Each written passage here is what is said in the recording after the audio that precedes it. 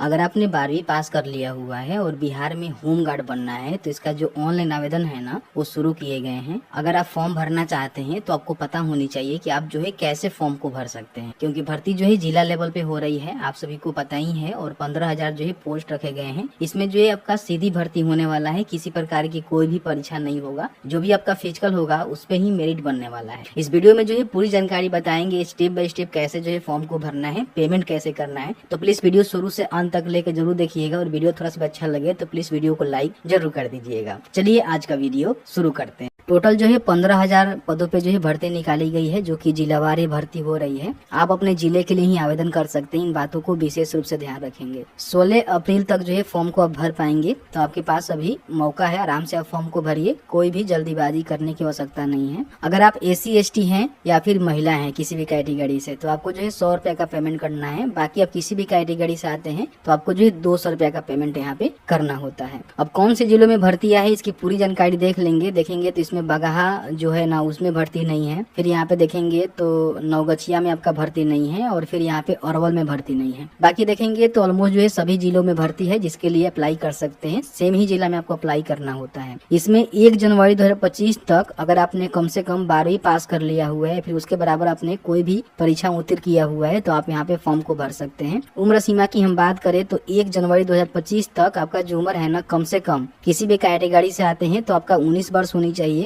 और अपर एज जो है 40 वर्ष, यानी कि 19 से लेकर 40 वर्ष के बीच में आपका उम्र है, तो आप यहाँ पे फॉर्म को भर सकते हैं।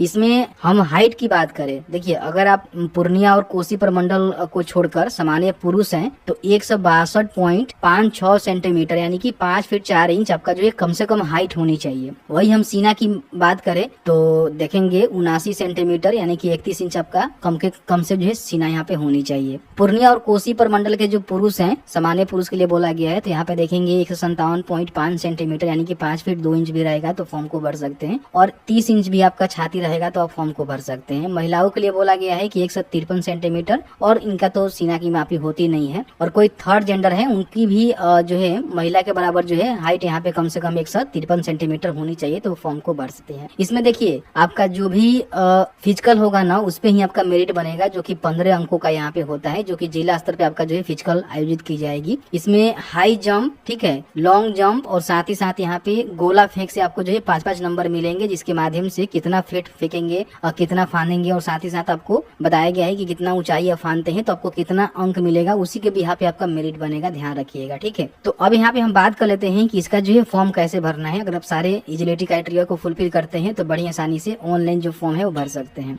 अप्लाई ऑनलाइन के बटन पे आपको क्लिक करने से पहले जो इनका डिटेल्स नोटिफिकेशन है उसको भी डाउनलोड करके पढ़ लीजिएगा। हालांकि मैंने बेसिक जो जानकारी आपको बता दिया हुआ है। यहाँ पे देखेंगे नोटिफिकेशन आपको देखने को मिल जाएगा। 16 अप्रैल तक जो है फिलहाल यहाँ पे फॉर्म आप फिल कर सकते हैं। फॉर्म भरने के लिए सबसे पहले आपको जो है यहाँ पे रजिस्ट्रेशन करना होता है, तो उसके लिए अप्लाई के बटन पे आपको क्लिक करना होता है। तो यहाँ पे आपके सामने जो फॉर्म है ना इस तरह से खुल के आ जाता है। सबसे पहले अपना जो बेसिक डिटेल्स है ना यहाँ पे फिल करना है, जिसमें आवेदक का जो नाम है ना मैट्रिक के सर्टिफिकेट के अनुसार आपको लिखना है, जो कि किसी प्रकार की आगे चल के गलती ना हो। यहाँ पे पिता या फिर पति, कोई शादीशुदा महिला है तो अपने पति का नाम दे सकती है, नहीं तो यहाँ पे आप अपने पिता का नाम यहाँ पे मेंशन करेंगे। यहाँ पे जो है माता का नाम आपको लिखना है, अस्थायी पता आपको बताना है। तो देखिए जिस भी जिले के अंतर्गत आते हैं उसी जिले में आपको फॉर्म को भरना है, तो उसी जिले का जो है सिलेक्शन करना है, उसी जिले में आपका आवेदन यहाँ पे होगा, ठीक है। फिर यहाँ पे अपना जो प्रखंड है उसको बताना है, पोस्ट ऑफिस यहाँ पे लिखना है, थाना यहाँ पे लिखना है। अगर आपका ग्राम पंचायत है तो ग्राम पंचायत लिखेंगे, नगर निकाय है तो नगर निकाय की जानकारी यहाँ पे भरेंगे। और बाकी अपना जो पूरा एड्रेस है ना, जैसे कि विलेज, पोस्ट या फिर जो भी आपका एड्रेस है, पूरा एड्रेस यहाँ पे टाइप आपको करना है। उसके बाद यहाँ पे पूछा जा रहा है कि आपका जो मैट्रिक प्रमाण पत्र है उसके अनुसार अपना जो जन्म तिथि है ना वो आप बताइए। तो यहाँ पे अपना डेट ऑफ बर्थ जो है मैट्रिक के सर्टिफिकेट के अनुसार यहाँ पे जैसे खुद से भी आप डाल सकते हैं, जैसे मान लीजिए जिस तरह से डालना चाहते हैं तो आप डाल सकते हैं। फिर यहाँ पे अपना जो मंथ है वो बताएंगे, और फिर यहाँ पे डे बताएंगे। तो इस तरह से आपको सिलेक्ट हो जाता है, और आपका जो उम्र है ना यहाँ पे काउंट करके बता दिया जाता है कि 1 जनवरी 2025 तक आपका उम्र कितना हो रहा है, ठीक है। बताया गया है कि 19 से लेकर 40 वर्ष के बीच में आपका उम्र होनी चाहिए, तभी फॉर्म को भरेंगे। यहाँ पे अपना जो जेंडर है बताएंगे कि पुरुष महिला थर्ड जेंडर है जो भी आपका है। फिर यहाँ पे अपना जाति बताएंगे, तो सामान्य वर्ग से आते हैं तो इसका आर्थिक रूप से कमजोर यानी कि EWS है, या फिर पिछड़ा वर्ग, अति पिछड़ा वर्ग, अनुसूचित जाति, अनुसूचित जनजाति। तो जिस भी कैटेगरी से आते हैं उस कैटेगरी का जो है सिलेक्शन करना होगा, जिसका प्रमाण पत्र आपको संलग्न भी करना होगा। इन बातों को ध्यान रखिएगा।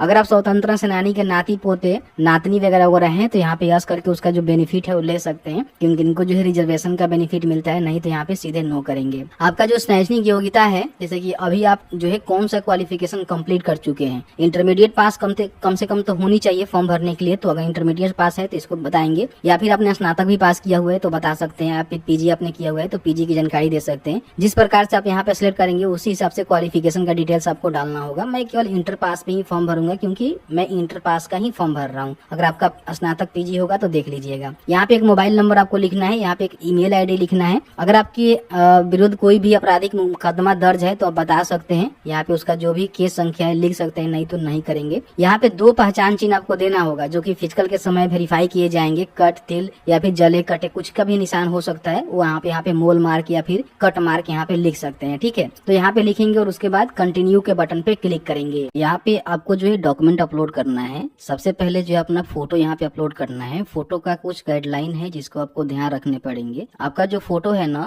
2 माह से अधिक पुराना नहीं होनी चाहिए, रंगीन फोटो होनी चाहिए, और उसपे आपका जो जन्म तिथि है ना वो यहाँ पे अंकित होनी चाहिए। जैसे कि मान लीजिए आप जो भी फोटो यहाँ पे क्लिक करवाएंगे, ठीक है, उस फोटो को यहाँ पे इस तरह से आपको देखने को मिलेगा। तो फोटो के नीचे जो है अपना जो भी डेट ऑफ बर्थ है ना, देखिए बताया गया है कि जन्म तिथि आपको यहाँ पे लिख कर जो है फोटो अपलोड करना है। और फोटो का जो बैकग्राउंड है ना वो यहाँ पे सफेद होनी चाहिए, दूसरा कोई कलर नहीं होनी चाहिए। तो इस तरह से अपना जो फोटो है ना उसको यहाँ पे सबसे पहले आप चाहे तो खिंचवा के खुद से एडिट कर सकते हैं, नहीं तो स्टूडियो में जाकर जो है क्लिक करवा सकते हैं। ठीक है, इसका साइज जो है 100 KB से कम रहेगा, 0 से लेकर 100 KB के बीच में रहेगा। जेपीजी या फिर जेपीजी फॉर्मेट में रहेगा तो आप इसको अपलोड कर सकते हैं। ठीक है, फोटो का जो साइज है बनाने के लिए imresizer.com यहाँ पे सर्च करेंगे तो फर्स्ट में वेबसाइट का लिंक मिलेगा, यहाँ पे ओपन करके फोटो का सिलेक्शन करेंगे तो आपके सामने इस तरह से फोटो यहाँ पे आ जाएगा। देख रहे हैं कि इसका जो है बैकग्राउंड यहाँ पे व्हाइट है, और यहाँ पे हमने डेट ऑफ बर्थ मेंशन नहीं किया हुआ है, क्योंकि हम जो है डेमो पर्पज से वीडियो बना रहे हैं। यहाँ पे जो आपका डेट ऑफ बर्थ मेंशन होनी चाहिए, क्योंकि इनकी जो गाइडलाइन है ना उसको आपको फुलफिल करना होगा। देखिए बताया गया है कि उस पर जन्म तिथि अंकित होनी चाहिए रंगीन फोटो पे। ठीक है, तो यहाँ पे अपना मेंशन करवा दीजिएगा। उसके बाद साइज जो है बताया गया है कि आपका जो है 100 KB के नियर अबाउट होनी चाहिए। तो इसको 100 KB में ही यहाँ पे आप सेव करेंगे, और सेव करने के बाद यहाँ पे डाउनलोड करेंगे तो ये फोटो यहाँ पे डाउनलोड हो जाता है। ठीक है, तो यहाँ पे क्या करेंगे कि चूज फाइल के बटन पर क्लिक करके फोटो को अपलोड कर लेंगे। यहाँ पे सिग्नेचर आपको अपलोड करना है, जो कि बैकग्राउंड सफेद पे आपका जो है सिग्नेचर यहाँ पे होनी चाहिए। एक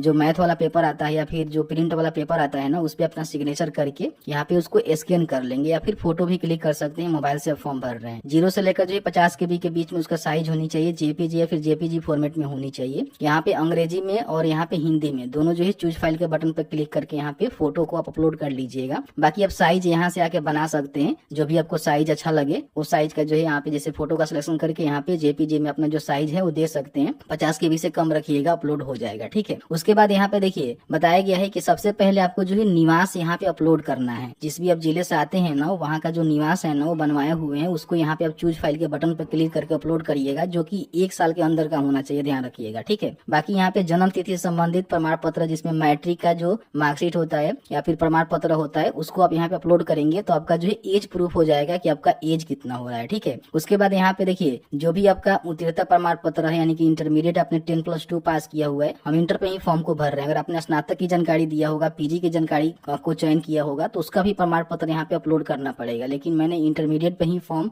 चयन किया हुआ है। तो इंटरमीडिएट का जो प्रमाण पत्र है, उत्तीर्णता प्रमाण पत्र अलग होता है, और यहाँ पे देखेंगे मार्कशीट अलग होता है। दोनों जो है अलग अलग मांगे जा रहे हैं, तो दोनों आपको अलग अलग यहाँ पे देने पड़ेंगे। तो यहाँ पे अपना मार्कशीट अपलोड करिएगा, और यहाँ पे अपना जो उत्तीर्णता प्रमाण पत्र होता है जो कि बाद में मिलता है वो आपको यहाँ पे अपलोड करना है। आरक्षण संबंधित प्रमाण पत्र क्या है कि अगर आप SC/ST से हैं तो अपना जाति लगाइएगा। BC/BC का आपने सिलेक्शन किया हुआ है तो अपना जो NCL होता है बिहार का अंतर्गत बना होना चाहिए, जिसकी वीडियो हमने बताया था किस तरह से आपको बनवानी होती है, वो प्रमाण पत्र आपको यहाँ पे अपलोड करना है। अगर आप EWS से चयन करके जो है फॉर्म को भर रहे हैं तो उसका प्रमाण पत्र, मतलब कि जिस भी कैटेगरी से आप आते हैं उसका ही प्रमाण पत्र यहाँ पे आपको अपलोड करना है। सबका साइज जो है 200 KB से कम होनी चाहिए, ध्यान रखिएगा। और PDF में यहाँ बताया गया है कि PDF में अपलोड करना है, JPG में अपलोड नहीं होगा। तो साइज आप यहाँ पे इंक्रीज भी कर सकते हैं अगर आपको लगता है, उसको कंप्रेस भी कर सकते हैं। बहुत सारे टूल्स आते हैं, गूगल में सर्च करेंगे PDF कंप्रेसर तो आपको मिल जाएगा। 200 MB में बना लीजिएगा, ठीक है, सॉरी 200 KB में बना लीजिएगा। इस तरह से सारे जो है डॉक्यूमेंट आपको अपलोड करने हैं, कहीं भी किसी प्रकार की कोई भी आपको मिस्टेक नहीं करना है, इसको ध्यान से देख लीजिएगा। ठीक है, उसके बाद यहाँ पे आपको प्रमाणित करना है कि ऊपर जो भी हम डॉक्यूमेंट दे रहे हैं वो मेरे हिसाब से सही है, लेकिन किसी प्रकार की कोई गलत डॉक्यूमेंट हम देते हैं तो हमारा जो एप्लीकेशन है उसको रद्द कर दिया जाएगा। तो यहाँ पे आपको टिक करना है, फिर यहाँ पे कैप्चा को फिल करना है और सेव एंड कंटिन्यू के बटन पे आपको क्लिक कर देना है। तो इस तरह से आपका जो डेटा है ना यहाँ पे सेव हो जाता है। ओके के बटन पे क्लिक करेंगे। यहाँ पे आपने फॉर्म भरते समय जो भी जानकारी दिया हुआ है ना उसका प्रीव्यू आपको देखने को मिल रहा है, जहाँ पे फोटो और जो भी अपने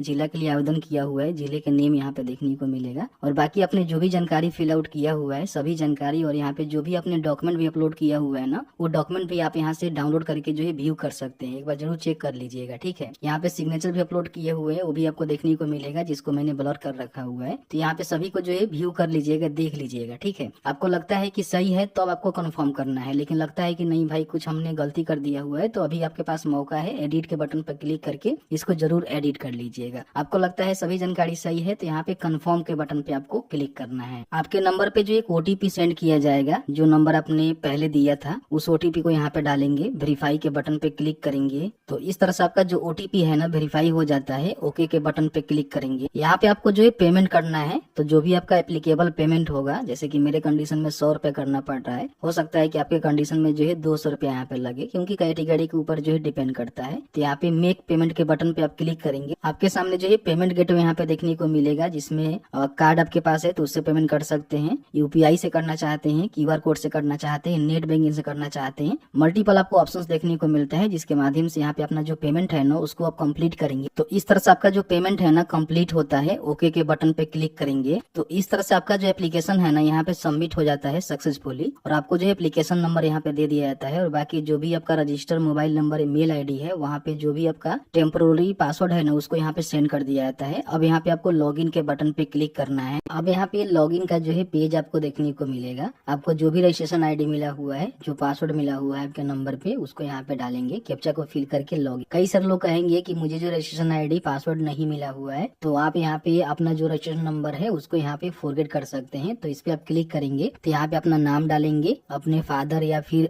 पति का नाम यहाँ पे डालेंगे, माता का नाम, कौन से जिले के लिए अपने फॉर्म को भरा हुआ है, और अपना जो जन्म तिथि है उसको डालेंगे, मोबाइल नंबर डालेंगे, कैप्चा फिल करके सबमिट करेंगे। तो आपका जो रजिस्ट्रेशन आईडी है ना यहाँ से आप फॉरगेट कर सकते हैं, ठीक है। और बाकी अगर आपको पासवर्ड फॉरगेट करना है तो यहाँ पे देखेंगे पासवर्ड फॉरगेट करने का बटन मिलेगा, जिसपे क्लिक करके यहाँ पे जो भी अपना रजिस्टर्ड मोबाइल नंबर है उसको डालकर यहाँ पे पासवर्ड को फॉरगेट कर सकते हैं, ठीक है। अब यहाँ पे आपको यूजर आईडी पासवर्ड मिल चुका है, तो यहाँ पे यूजर आईडी पासवर्ड को डालेंगे, कैप्चा को फिल करेंगे, लॉगिन के बटन पे क्लिक करेंगे। जैसे ही लॉगिन के बटन पे क्लिक करेंगे तो यहाँ पे जो है पासवर्ड चेंज करने के लिए बोला जाता है, तो ओल्ड पासवर्ड डालेंगे, न्यू पासवर्ड अपने हिसाब से यहाँ पे जरूर सेट कर लेंगे, क्योंकि इसी पासवर्ड से आप लॉगिन कर पाएंगे। फिर यहाँ पे उसी पासवर्ड को जो है कंफर्म यहाँ पे करना है, जो कि स्पेशल कैरेक्टर वगैरह वगैरह लगाकर आपको यहाँ पे पासवर्ड सेट करना है, ठीक है। और उसके बाद यहाँ पे क्या करना है कि पासवर्ड को कंफर्म करने के बाद आपको जो है सबमिट के बटन पे क्लिक करना है। अब यहाँ पे आपको जो है दोबारा लॉगिन करना है, तो अपने रजिस्ट्रेशन आईडी जो भी अपने पासवर्ड नया सेट किया था उसको डालेंगे, कैप्चा को फिल करेंगे, लॉगिन के बटन पे क्लिक करेंगे। तो आपके सामने जो है कुछ इस तरह से डैशबोर्ड आपको देखने को मिल जाएगा, जिसमें आप फॉर्म को एडिट कर सकते हैं, प्रीव्यू कर सकते हैं, और देखेंगे तो यहाँ पे आपने जो है फॉर्म अप्लाई कर दिया हुआ है। आपका जो ट्रांजेक्शन है ना वो भी यहाँ पे सक्सेसफुल आपको देखने को मिल रहा है, ठीक है। यहाँ से अगर फॉर्म में आपने कोई गलती किया हुआ है तो एडिट कर सकते हैं। प्रीव्यू के बटन पर क्लिक करके अपना जो प्रिंट आउट है उसको निकाल सकते हैं, ठीक है। जैसे ही प्रीव्यू के बटन पर क्लिक करेंगे, थोड़ा सा वेट करेंगे, फिर एक बार आपको यहाँ पे क्लिक करना है, ठीक है। तो इस तरह से देखेंगे तो आपने जो भी फॉर्म को फिल आउट किया हुआ है पूरी जानकारी आपको देखने को मिलेगा। यहाँ से देखिए प्रिंट का बटन मिल रहा है, आप इसको प्रिंट कर लेंगे। यहाँ से चाहे तो एडिट भी कर सकते हैं, आपने किसी प्रकार की कोई गलती किया हुआ है तो, ठीक है। तो जैसे कि आपने देखा कि मैंने जो है पूरी जानकारी आपको बताया कि अगर आपको बिहार में होम गार्ड बनना है तो किस तरह से 15,000 पदों पे जो आवेदन प्रक्रिया है वो आप यहाँ पे कंप्लीट कर सकते हैं। फर्दर जो भी अपडेट आएगा उसको अपडेट करवाते रहेंगे।